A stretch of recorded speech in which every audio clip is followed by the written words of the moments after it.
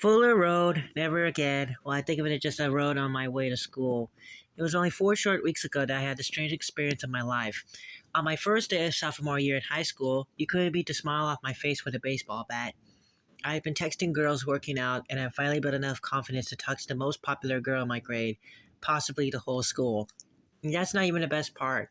I had turned 16 during the summer, so I was now driving.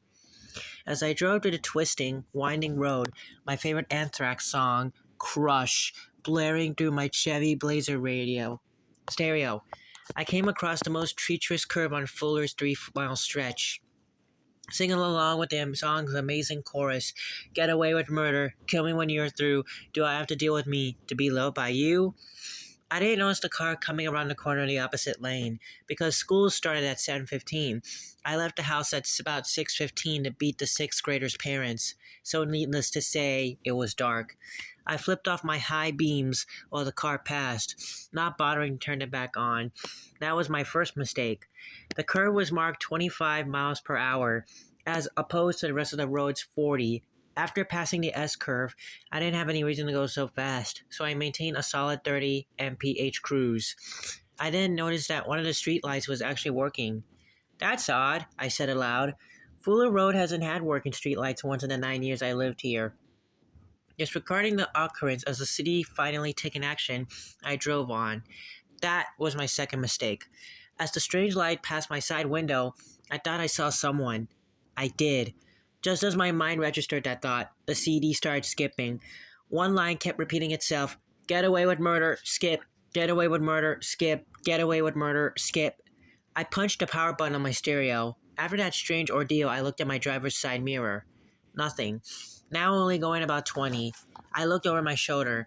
There was a woman, maybe in her late teens, 20, 21. At that most, she looked like she was running from something, but she wasn't moving. And I noticed her dress. It appeared to be a white nightgown, very long, flowing, elegant, with a huge blood-red stripe from her right hip to her left shoulder. I almost drifted off the side of the road from my state of shock. Once I got to the stop sign about a quarter mile up the road, I ejected the CD and threw it in the back seat. Once in the student parking lot, for reasons unknown, I looked at the CD. It had Don't Ignore Me crudely scratched on the back. After seeing my best friend and the girl I was chasing at the time, I had totally forgotten about the spectre on the road. After school, I looked at the CD one more time. The message had disappeared. After telling a friend about the lady, he suggested I try to talk to her. You're insane! She probably wants to kill me too! Was my response. No, I've heard about these things before, he almost whispered. If they jack with your shit, that means they want something from you. I just sat there, pondering my options, sitting like a total jackass. The way they looked, I didn't have that many options. The very next day, I brought 4 blank CDs and my normal collection of 2 Metallica, 3 Aerosmith, 2 Van Halen, and 1 Death Clock CD, the last one in the player. I passed the light, no brights, 25 miles per hour, just like last time. There she was, standing in a slender light beam. Only this time she wasn't running. She was just staring at me, into me, through me. When I got to school, I checked every CD in the car. The Metallica, Aerosmith, and Van Halen CDs were totally untouched. But the Death Clock CD... Oh, the Death Clock CD... When I ejected a Death Clock CD, it had a crude pentagram engraved in the play side. The lines then rearranged into another message, I won't stop. I couldn't even recall one event that took place that day at school. I was too focused on that girl. After school, I yet again checked the 2 CDs. The crudely written warnings were still there. I didn't really even care. I just rolled down the window and took a different road home. No music. After reaching my house, I didn't bother with homework, a snack, anything. I went straight to my room and put together my survival kit, a Bible, my cross necklace, and a flashlight. I didn't sleep that night. I was nervous. The very next day, I followed the ritual, dim lights, slow speed. There she was. I stopped in the middle of the freaking road, shut the car off, and almost forgot the stuff. Because of the way she was staring at me. As I walked towards her, her face became clearer. She was beautiful. She had long, flowing black hair, piercing green eyes, and a flawless complexion.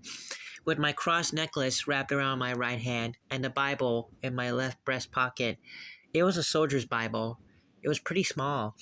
I crept closer still. Although she was a gorgeous woman, my focus kept shifting to the blood stain on her dress. "Hello, Tanner," I heard a voice whisper to me. It was the sweetest voice I had ever heard. I looked around. Who? "Tanner, I waited for you for a very long time," she said with a slightly creepy smile. "My name is Mason," a shaky voice replied. It took me a moment to realize it was my own. "Really? Oh," she said in a sad tone as she started to make a slight shaking motion. I then heard crying. As I unwrapped the necklace from my clenched fist, I started to feel bad. I put the necklace around my neck and began to move closer to her. As I moved closer, I could feel her emotions in my own mind: sadness, anger, and emptiness. Wow, now I feel awful. "Hey, hey, it's okay." "Shut up!" she screamed with a tangible force, knocking me over. I now wish I had remembered the damn flashlight. As I fell backwards, I could feel her calming down. I almost started crying right there with her. "Why did you leave me here? Why?" she choked out between sobs. "Maybe I could help. I love to be any assistance." "I don't think so. I'm so sorry to bother you." "Mason, was it?" "Yeah."